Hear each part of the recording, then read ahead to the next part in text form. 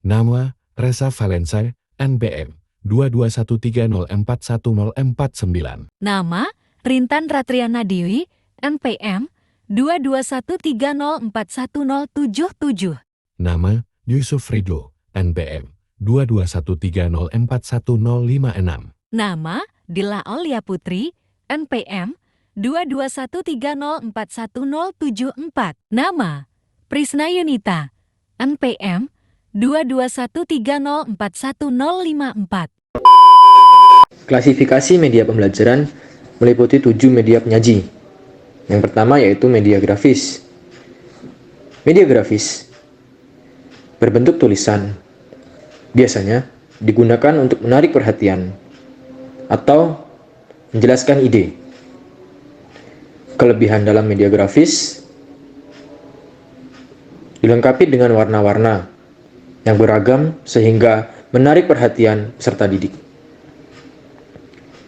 Di balik kelebihannya, media grafis memiliki kekurangan, yaitu hanya berupa unsur visual, bukan berupa unsur fisik. Halo semuanya, aku Rintan Ratriana Dewi dengan NPM 22130411077 akan memaparkan penjelasan yang selanjutnya nih. Media gambar diam. Media gambar diam ternyata dapat menjadi alat yang sangat efektif loh dalam metode pembelajaran. Beberapa cara mengintegrasikan media gambar diam meliputi beberapa hal nih. Nah, untuk yang pertama, yaitu ada presentasi visual. Menggunakan media gambar diam ini untuk memberikan ilustrasi visual tentang konsep atau topik yang diajarkan. Hal ini akan membantu siswa untuk memahami materi dengan lebih baik dan juga membuatnya lebih menarik.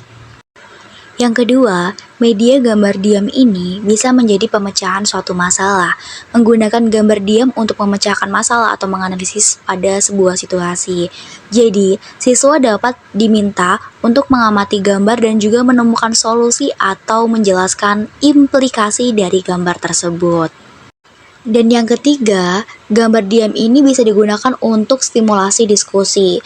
Gambar diam ini digunakan dalam memulai diskusi di kelas, jadi siswa itu dapat diminta untuk mengamati sebuah gambar dalam berbagai pikirannya, perasaan, atau asosiasi mereka terhadap gambar-gambar tersebut.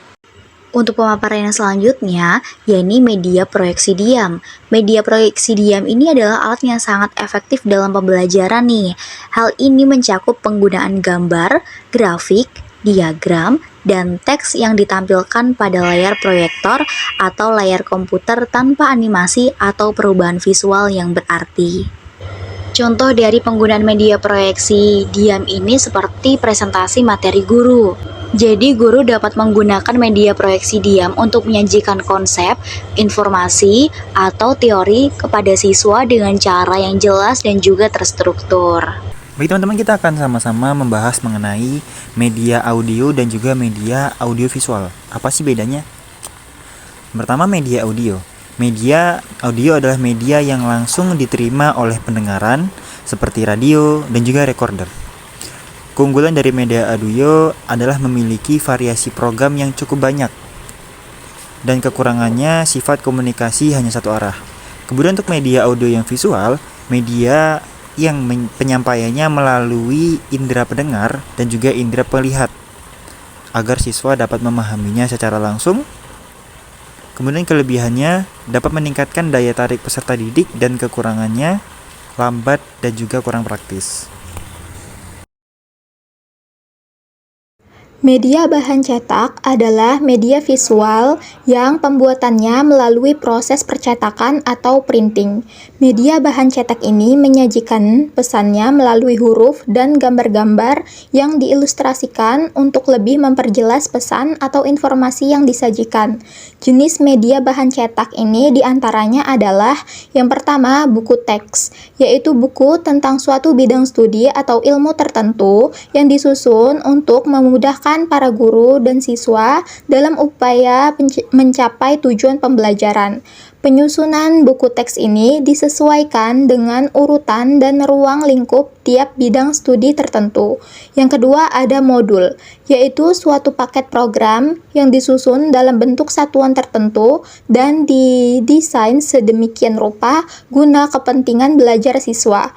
Suatu paket modul biasanya memiliki komponen petunjuk guru, lembar kegiatan siswa, lembar kerja siswa, kunci lembar kerja, lembaran tes, dan kunci lembaran tes. Yang ketiga ada bahan pengajaran terprogram, yaitu paket program pengajaran individual hampir sama dengan modul. Perbedaannya, bahan pengajaran terprogram ini disusun dalam topik-topik kecil untuk setiap halamannya. Satu halaman biasanya berisi informasi yang merupakan bahan ajar, pertanyaan, dan respon dari pertanyaan. Fungsi media bahan cetak adalah membantu pendidik untuk memberikan beberapa pilihan topik yang digunakan dalam pembelajaran, dapat menyimpan sebuah informasi dan ilmu pengetahuan secara permanen agar tidak hilang dengan tampilan teks. Baik, di sini saya akan melanjutkan materi dari rekan saya, yaitu tentang klasifikasi media pembelajaran. Yang terakhir adalah media film. Media film dalam pembelajaran merupakan sebuah alat yang digunakan untuk membantu peserta didik dalam memahami materi pelajaran. Media film ini dapat digunakan dalam berbagai kelas dan tingkat pendidikan, mulai dari sekolah dasar hingga universitas. Penggunaan media film dalam pembelajaran dapat membantu peserta didik dalam memahami materi pelajaran lebih mudah dan lebih efektif. Keunggulan dari media film ini adalah mampu untuk menggambarkan peristiwa masa lalu secara realitas dalam bentuk waktu yang singkat. Sedangkan kelemahannya adalah menekankan materi daripada proses pengembangan materi tersebut. Sekian materi dari kelompok kami. Terima kasih.